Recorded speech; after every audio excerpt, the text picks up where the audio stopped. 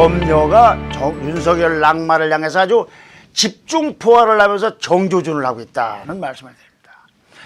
구약성서에 보면은 그 블레셋의 그 골리앗이 이끄는 블레셋 군대가 이스라엘을 쳐들어왔는데, 이때 양치기 어린 소년인 다윗이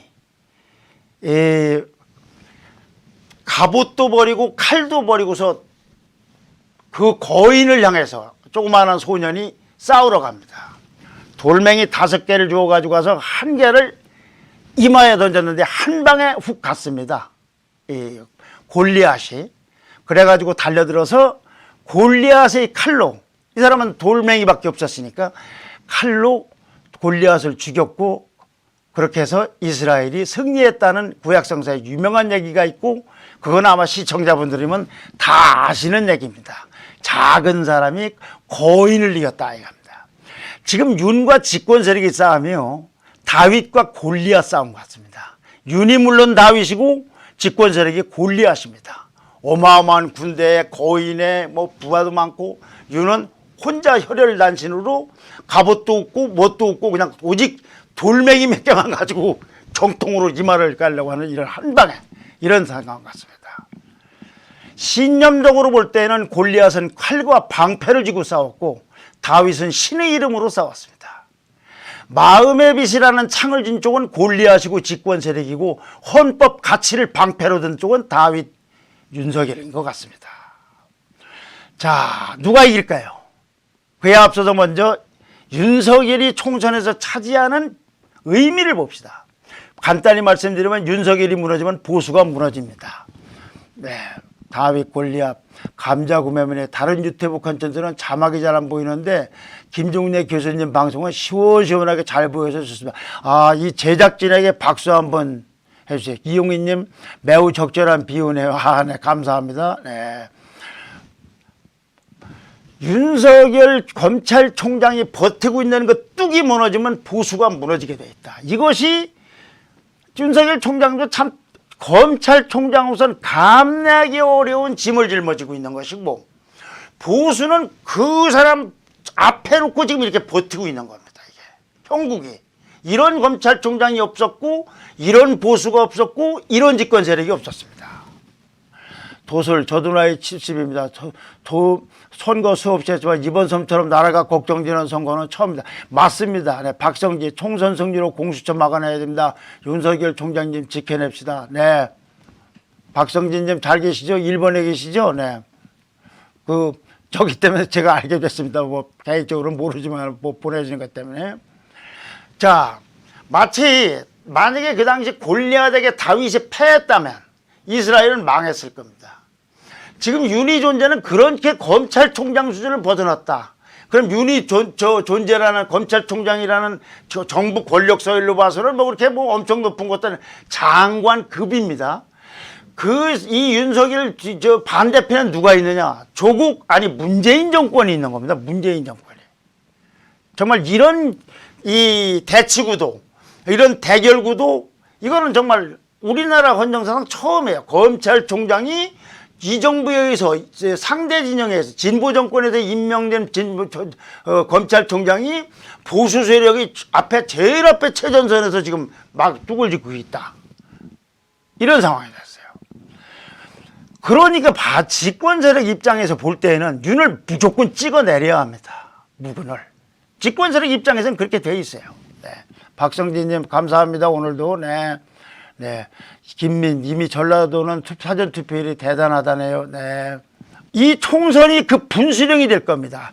총선 끝나면 그 다음날 딱 찍어 내려졌다가 아니라 총선을 전후로 해서 움직이는 걸 보면은, 야, 이건 뭐 전처럼 그렇게 무슨 뭐 간접적이고 우회적으로 하고 이게 아니라 그냥 아주 정통으로 그냥 해서 찍어 내리려고 하고 있다 이거죠. 집권 카르텔은 이미 그걸 착수했고, 그 모습이 내뱉는 언동들이 살기등등합니다. 집권 캐러텔이 일제히 지금 포문을 열고 있다. 집권 캐러텔이라는 건 뭐냐? 당, 정부, 청와대, 그 다음에 친여 매체, 기타 자칭 어용지식이라는 진보 인사들 아주 총망라가 돼서 윤석열 잡자, 윤석열 잡자라고 치고 있습니다. MBC가 이 검찰과 테러리의 언론과의 유착을 제보자 지모 씨, 제보자 X라는 분이 제보를 받고서 보도를 했어요. 그러자 최강욱 청와대 공직기섭에서관, 황희석 법무부 인권국장, 추미애 법무장관 이런 사람들이 일제히 나서서 거들기 시작을 합니다. 뭐 감찰해야 된다, 뭐 끝났다 어쩌고. 그러더니 이제 한동수라고 대검 감찰본부장도 합세를 하더라고. 윤석열 검찰총장이 자기 상사가 병가 중인데 거기다가 감찰하겠습니다라고 문자 띡 보낸 거. 이런 경우에 띡이라는 말이 방송 언어였지만 적합하지 않았지만 표현은 맞다고 생각합니다.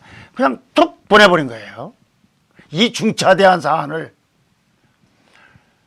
그러니까 윤석열 총장은 녹취록의 전문을 보고 비위 혐의가 있으면 그때 감찰 여부를 결정하자 하고 제동을 걸어서 일단 중단 상태지만 이거 총선 끝나면은 어떻게 걸지 모릅니다.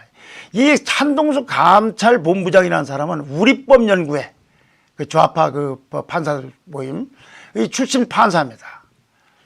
그리고 조국 장관이 장관으로 있을 때 사퇴하기 직전에 대통령의 임명 재가를 받은 사람이에요.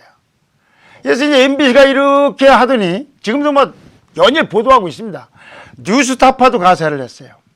뉴스타파는 작년에 아까 말씀드린 이 제보자 X 지모 씨, 이 사람이 제보를 받아가고 검사와 재수라는 기사를 보도를 하더니 또 이제 최근에도 보도를 할 움직임입니다만 이 지 씨는 어떤 사람이냐?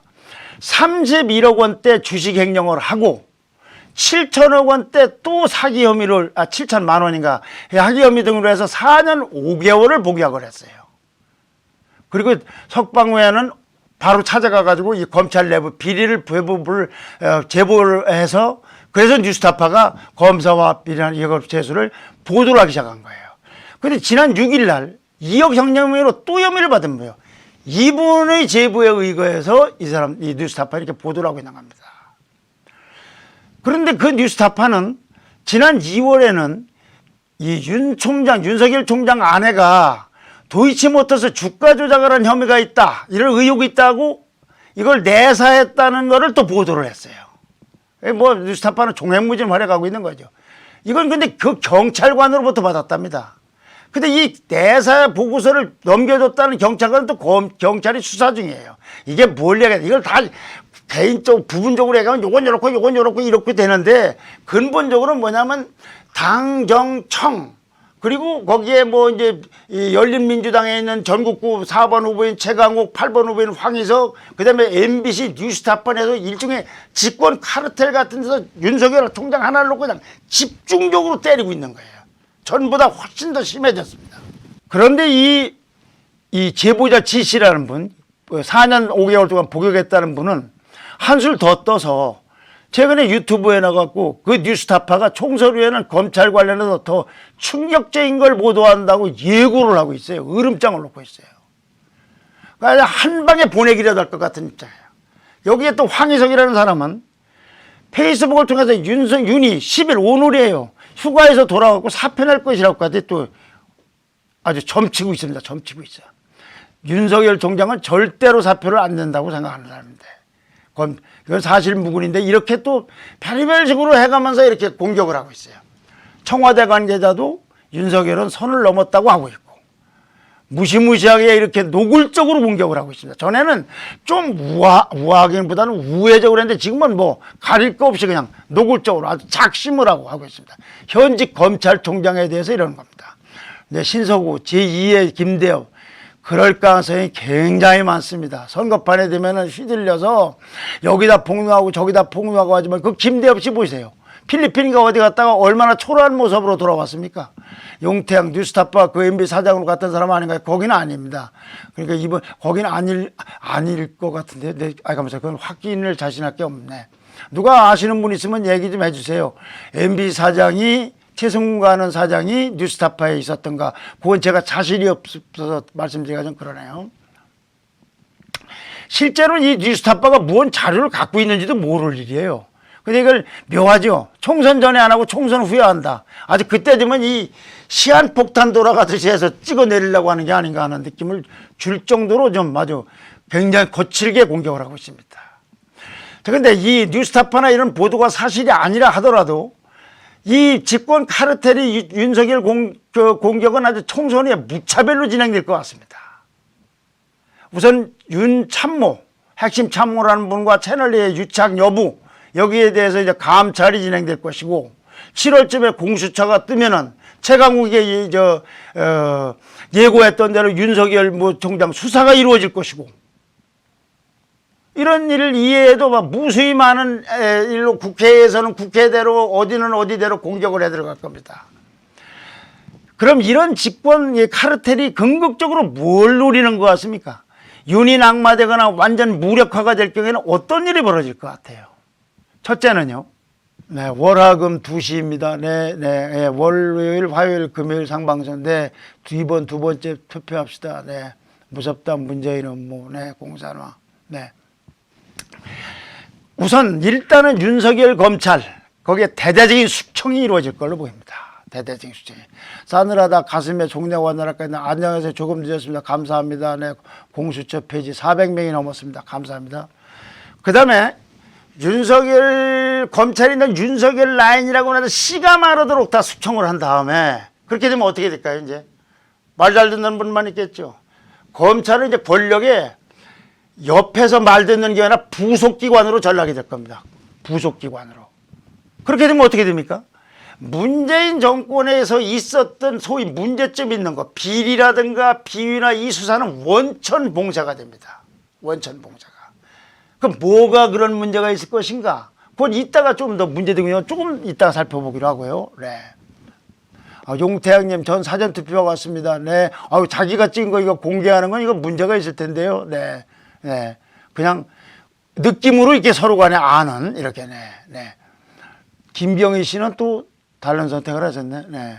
그 다음에, 이렇게 원천봉쇄가 문재인 정권 비리, 거기서 있던 비리나 비나 문제점이 이제 원천봉쇄 아예 손도 못 대고 다 이제 묵살이 될 텐데, 용태양님, 그냥 이 웃은 건데요. 네. 오늘은 시청자에 대해 없습니다. 네, 죄송합니다. 오늘 말고 4월 17일, 총선 이틀 후에 이번 선거 결과가 예를 들면 통합당이 이겼으면 어떻게 이겼나, 졌으면 어떻게 졌나, 그리고 앞으로 이겼으면 이긴 대로 어떻게 해야 될 것인가, 지면 진 대로 어떻게 할 것인가, 이거를 한다. 본인이 어느 정당에 투표했다 비밀 투표니까 그렇지 않을까 싶어요. 네, 비밀 투표니까. 다 그래도 느끼는 게 있지 않습니까? 네, 홍정표님, 모든 비리가 원천 봉쇄되면 그냥. 그렇죠. 아주 없었던 일이 되는 거죠. 그리고 윤석열 총장이 죄인이 되는 겁니다, 이제. 반대로. 자, 그렇게 되면은 탄핵 문제라든가 레임덕 불안은 저쪽 진영에서는 완전히 해소가 되고 드디어 민주주의 세상이 도래할 겁니다. 그 다음에 궁극적인 목표가 뭐겠습니까? 아마도 조국 대권, 여기에 목표가 있을 겁니다. 완전히 조국은 복권되고 윤석열은 찍어내려서 가고 검찰은 무력화되고 문재인 정권 시절에 있었던 이런 적폐청산에서 무슨 잘못한 것도 가려지고 새로 있었던 것까지 다 없어지면서 결국은 조국 대권을 향한 질주가 시작되지 않을까. 이것이 윤을 찍어내렸을 경우에 그려지는 세상일 겁니다. 그럼 여기에 대해서 다윗, 윤은 어떻게 맞설 건가? 네, 조마조마합니다. 이윤이 조마조마합니다. 참 와닿습니다. 조마조마합니다. 조마조마. 네. 표준은혜가 제 눈치 보고 그러더라고요. 표가 좀 길지요. 이거 반으로 자르면 안 되죠. 이렇게 말할 거면 네, 참으로 걱정입니다. 다윗의 반격수는 뭔가? 윤석열 총장은 그럼 가만히 있을 것인가? 지금에 와서 아유 나 안 할래 하고 그만둘 것 같으면 여태까지 버티질 않았겠죠. 네. 이거는 바로 문재인 정권 때 있었던 문제점이 전부 반격수가 되겠죠. 그 중에서 제일 심각한 것이 판도라의 상자 같은 게 이게 라임 사태입니다. 라임 사태.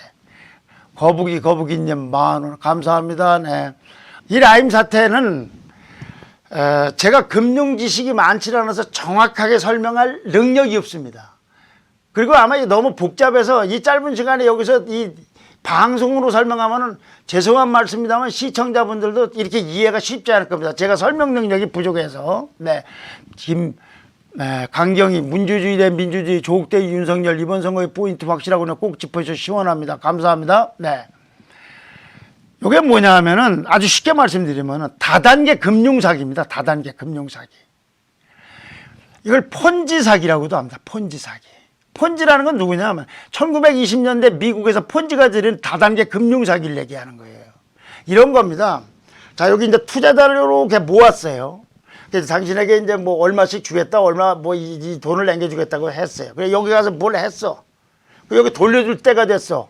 여기 돈이 잘 안 나오고 이게 잘못됐어. 그럼 저쪽 가서 다시 또 펀드를 모집해요. 모집한 다음에 그 돈을 갖고 여기 돌려막아요. 그 여기는 됐어요, 이제. 여기는 여기보다 더 커졌어, 이제 줘야 될 돈이. 요놈 갖고 하면 요놈도 갖고 또 이렇게 하고. 이렇게 요걸 다단계 금융사기라고 그래요. 그 폰지 사기라. 폰지라는 사람이 제일 먼저 저렇게 해서 처벌을 받았기 때문에 그 사람 이름을 따서 폰지 사기라고 합니다.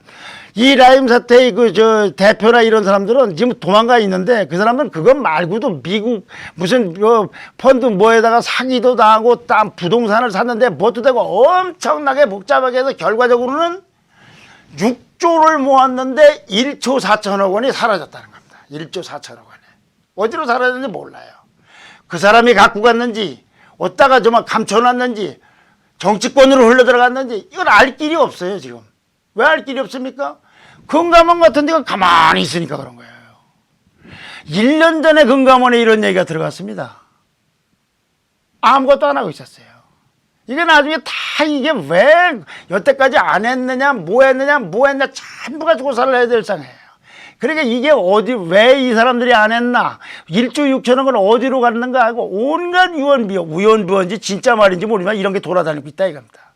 정치권으로 흘러갔다. 유력 인사가 있다. 누구나 어떻다. 네. 깎아무라님, 네. 네. 조이팔은 돈 어디다 썼죠? 조이팔까지, 그렇죠. 그 사람도 어디 있었나 궁금하죠. 네. 우화통이 터져주구나. 코로나로 주구나. 네. 안미봉, 관자울에 속지 말고 끝까지 투표합시다. 오늘부터 야권 표심 다시 결집하고 있습니다. 김민, 움직이는 우파, 행동하는 우파. 네. 그 다음에 여기 또 은행하고 증권도 있어. 왜 그러냐? 펀드를 모집하려는데 어디서 합니까? 은행에서 팔지 않습니까? 증권이나. 여기도 다 관련됐어요. 그래, 이게 엄청난 일이 벌어지고 있는 거예요, 지금. 그런데 어떻게 된 건지. 언론도 아직은 거기다 매달리질 못해요. 아마 총선 때문에 그런 것 같은데, 누구도 이러고 있어요. 윤석열 총장 검찰에서 이걸 해. 이미 다 사건화는 돼 있으니까요. 이걸 하면은 보통 문제가 나오는 게 아닙니다. 윤석열 다윗이 갖고 있는 돌멩이 중에 하나입니다. 돌멩이 중에 아주 한 방에 훅 보낼 돌멩이 중에 하나입니다. 그 다음에 신라젠도 있어요. 신라젠. 그 다음에 아까 말씀하신 오늘 시청자분께서 말씀하신 울산시장 선거 개입 문제도 이거 선거 수사가 다 끝난 게 아닙니다. 요 바이오 기업인 신라젠 수사는 해가지고 이미 전 대표들에서 구속영장이 청구된 상태입니다. 근데 이 신라젠 사건이 뭐냐? 채널A 기자 검언 유착이 됐다고 해서 논란이 됐던 채널A 기자가 요게 관여했던 거에 바로 요겁니다. 요 유시민이라는 사람, 노무현 재단 이사장이 신라젠과 관련해서 어떤 비리가 있는지 그거를 제보자 X씨한테 취재하려다가 생긴 일이고 거기서 관행 걸려겠나 무리가 있었고 해서 그게 말썽이 났던 기사예요.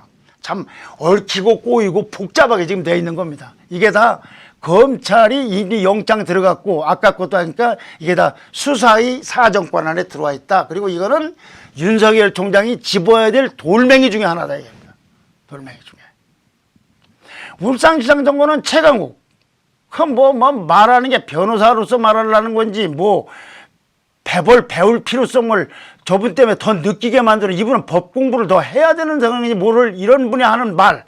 그렇게 시끄럽게 떠들고 공수처가 하면 수사 1호가 윤석열이라고 하는 이 사람이 기소된 그런 상황인데 여기도 추가진 수사가 진행돼야 돼요. 조사 안 받은 사람이 많습니다. 조사 안 받은 사람이 많아요. 임종석 비서실장 같은 분도 더 조사를 받아야 될지 모릅니다. 그 예외도 문정권 하에서 문제가 됐던 거는 유재수 사건, 드루킹 사건 등 한두 가지가 아니에요. 적폐 수사하다가 문제가 됐던 것도 또 문제가 되고요. 자, 그렇게 했는데도 윤석열 총장이 밀리고 힘이 없다.